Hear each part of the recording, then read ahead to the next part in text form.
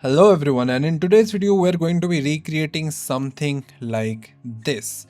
I was sent this photo and I really want to complement and essentially replicate this type of vintage filmic color look. Okay, this a little bit green tint and a little warm shadows with a lot of yellow and orange into the shot and everything.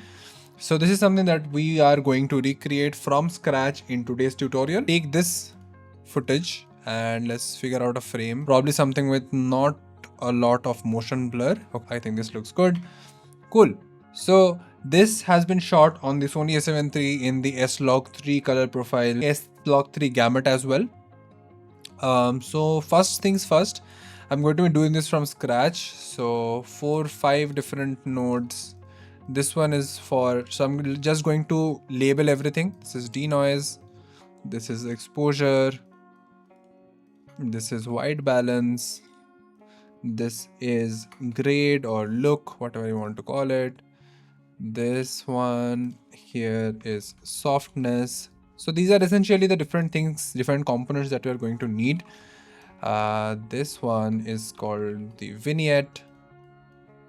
I'm going to have another called gradient, one called subject, and then with this I'm going to go into a density one, which we are not really going to use much here. Then I'm going to keep 2 for qualifiers, probably not going to use it, but yeah. And then comes the color space transform. Now there is one thing that we can do that's a very good practice, is to use the Davinci wide gamut, Davinci wide color space. So we're going to have log to DWG, and this CST would be changed to DWG to 709. This will be getting it from, so this converts the log profile into Davinci wide gamut, and this converts the Davinci wide gamut into Rec 709. Previously we were doing this whole thing like log to Rec 709 in one node, but if we do this we get a little more range because Davinci wide gamut is a bigger color space compared to both S-Log3 and Rec 709. Cool. After this we are probably going to add a little bit of halation and a little bit of grain. Right now, the halation I'm going to use here is not available in the free version of Davinci. You can figure out how to do it for free by just searching it on YouTube. Film grain is, again, I'm going to be using the inbuilt film grain option, which is again not available on the free version of Davinci. But a free alternative is just to Google film grain, put that on a top layer on top of this, and set the blending mode to overlay, and then adjust the opacity. So that is really simple. So these two things can be done for free. I'm just doing them the Davinci Resolve Studio version because I have it. Okay, so let's get started. This one needs a color space transform, and starting our input is S-Gamut 3 Cine and S-Gamut 3. You see it looks already pretty good. Now we're going to go into Davinci Wide Gamut and Davinci Intermediate. And now here we need another color space transform from Davinci Wide Gamut, Davinci Intermediate, back to Rec 709 and Gamma 2.4. Okay, this is our shot. Perfect. Now we're going to get into denoise. Again, denoise is something that is available on the paid version of Davinci. This shot does not have a lot of noise. I'm just going to take care of it a little bit. But again, if your shot is taken well, it shouldn't need much denoise anyway. Okay, cool. That is done. Now we are going to go into exposure. So one thing that we should always do when we are trying to replicate a shot is to have that shot side by side, right? So I'm going to open gallery. I have already I'll just do it again. Wait, I'm going to go to this and take a still, then come to the one that we are color grading, and we're going to click this. That way we can have a small segment over here all throughout the process so that we can understand, okay, this is what we're going for. Cool.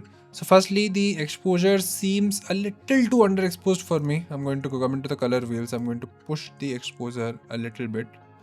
And because old vintage films did not have much contrast, but the darks are a little too bright now, I'm going to get the lift down and the gamma up a little bit, and the gain looks fine. The contrast I'll decrease just a little bit, and it becomes a little too flat. I'll decrease the offset just a tad bit, and maybe the gamma a little bit as well. This looks good to me. There does not need to be very much contrast because it's a vintage old film. Now coming to white balance. In white balance, as you can see in here, it is a lot of like warm greenish tone. So to get it warm, we're going to increase the temperature to like 170, somewhere around that, and we're going to decrease the tint to get the greenish tone. I think that is a good enough greenish tone that we got over here. We're going to add more green in the grade node, so now I'm not going too overboard with this. -12 looks fine for now. I'm going to come into softness and decrease the mid-tone details. Not much, this much is fine. So this is like before, this is after. Everything becomes soft. If I zoom in, you'll be able to see this. Like this is before and this is after. Everything becomes a lot more softer. Cool. Now we are going to go into the most important part, most important node, that is the grade. So we added a little bit of reddish orange to the left, and we're going to add a little bit of yellowish green to the gain so that we get this kind of look. This might look a little too overdone for now, but I'm going to fix that later. But in the gamma, I'm going to just go a little bit of red. I think this is fine, honestly. In the gain, I could add a little more green. Now the grade, as I said, looks a little too overdone. I'm going to come into the matte key section and I'm going to decrease the gain key output so it doesn't affect us that much. Something like 0.75 is good. It is what we want. Perfect. Okay, that looks good. We're going to add a little bit of vignette by using a power window. Make it quite wide as well and make it softer. Invert the mask. Let's get rid of this for now and decrease the brightness in the outer section. Perfect. Gradient we're not going to use for subject as well. I'll create another power window for the subject, which is me, and yeah, I think that power window looks good to me, and I'll need much more soft and increase the brightness just a little bit. Cool. That brings a little more impact, and I'll increase the contrast a little bit as well on me compared to the outer side. That looks good. In density, we can try a little bit density. Go to color space, change to HSV, and then go to channels. I know you cannot see it, but go to channels and turn off channel 1 and 3. Then we come over here and increase the gain. Honestly, looks good. The red and the orange is much more amplified. I don't want it that much. I think this much is good enough.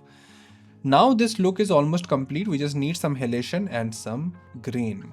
So I'm going to come over here. I'm going to add some halation. I'm going to bring both of these nodes here so I can see it. There comes a little bit of halation, but again, we don't want too much. You can adjust it accordingly. I think this much is fine. Looks good, and the gamma of the halation shouldn't be that much. It should be like barely visible. Spread is okay. Saturation I'm going to decrease just a little bit, and cool. Now I'm going to go and use some film grain. As I said, you can have all of this for free as well. In grain, I really like this 16mm archival print. I'm going to increase the opacity because I want a lot more grain to be visible, because as we had over here, there was a lot of visible grain in the shot. So I'm going to use a lot of visible grain in the shot as well. And the texture maybe that much is, and honestly that looks good to me. So one thing I would like to change about this is the skin tone looks a little too saturated. So I'm going to decrease the density part. I think this much is fine. I'll get rid of that. And that looks pretty good to me. Let's have a playback. This does look a lot like vintage film. I think one thing we are missing is that we can add a little bit of bloom to this. There's very little bloom. Bloom is basically glow. Sorry, I'm searching bloom. Yeah, we're gonna get a little bit of glow onto this, and let's, yes, I just needed that much of glow. I can also try adding it as soft light, and that also honestly doesn't look bad, but I would just keep it to add. Perfect. If I really want to add something more, I can do something more. I can use, again, these things are extra. We have already achieved the look. I'll just show you what it looks like on other shots as well. Like, this is another shot. We are getting that look, man. We can add, now this part is not absolutely mandatory. It's just something that I want to do.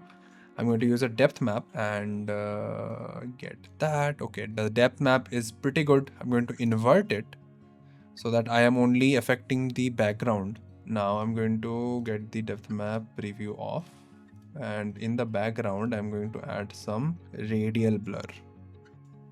Now you see all the blur is actually just showing on the background. That gives us a little bit of that anamorphic feel. Like, this is before and this is after. Before and after. There is a little bit of, that rotating, little bit of radial blur.